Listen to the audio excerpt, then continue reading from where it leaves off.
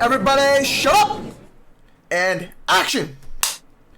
Dudes and dudettes, let's talk about Fast X, the 10th movie in the Fast and Furious franchise. And goddamn, this movie has the best villain we've seen in a Fast movie yet. The story essentially is a continuation of Fast 5. 5 movies later, we're going back to the Fast 5 movie, which is one of the better Fast and Furious movies. And in this movie, we see Reyes' son returning to get revenge for the death of his father. That is essentially the plotline of the story. And instead of just wanting to kill Toretto and his family, he wants to make him suffer. He wants to make Toretto suffer, and he's doing this by going after his family. The one thing he fears most, seeing his family die, get hurt. And honestly, Jason Momoa drops a killer performance, and his portrayal of Dante, who's the main villain in this movie, it literally feels like Joker from The Dark Knight, but revitalized for the purpose of Fast and Furious and more in frame with like what you would expect from a Fast and Furious type villain.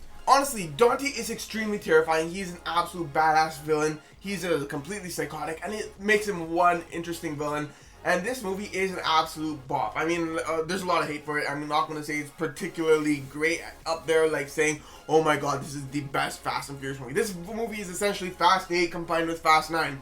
Fast 8 was good, Fast 9 was terrible. It's the middle ground between the two, and it is goddamn good. It is enjoyable. There's a ton of BS, as you would expect from a Fast movie this late into the franchise. Doesn't really have the charm. It does have the charm a little bit because it goes back to racing a little bit, but like, it feels good to watch. It feels enjoyable. There's so much BS, but it's like the type of BS you're like, okay, that's happening. Doesn't make sense, but I'm enjoying it. It's like BS where it's like typically doesn't make sense and you're confused over it, but it's like, hey, I'm here for the laughs at this point. Like, this BS is just funny. It's just funny to see where this goes. It's fun. Like, I don't really care about this plot point anymore, because if you can do something as stupid as going into space with cars, yeah, this is probably makes more sense than doing that. And this is honestly just more fun. You enjoy every second of this movie. It is an absolute blast. The CGI in this movie is actually pretty great. All the fight scenes, all the car chases, everything surrounding that is brilliant, as you would expect. And one thing I really loved was, like, at the end, you know, in Avengers Endgame, you have that end credit scene, or like that, while they show the credits, it's not the end credit scene, it's like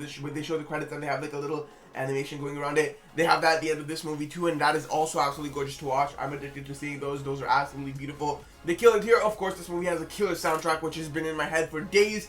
This movie is honestly one of the most fun movies I've seen this year. It's not particularly good, out of this world great, but it is pretty good and it's enjoyable, contrary to what people are saying that it's completely garbage.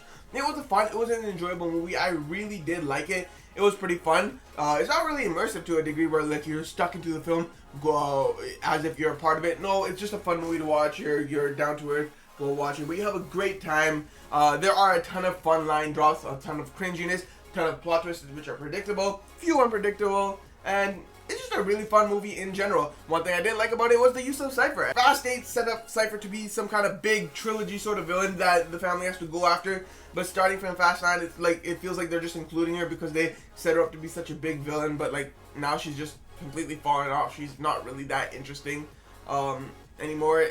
Like, she was set up to be a great villain and they just threw her away because they were had to move on to other things, which feels like such a waste because she had such great potential. But oh well! This movie ends pretty abruptly, setting up another movie. This was supposed to be the last movie in the Fast and Furious franchise, but it's set up to be have a sequel or maybe be a part of a trilogy for the finale of this franchise. Honestly, this franchise is coming to an end soon, and it will be sad to see it go, but it'll be fun to see this movie go back to its roots in the racing area, combined with the action area that this franchise has been switching between. So it'll be fun to see that.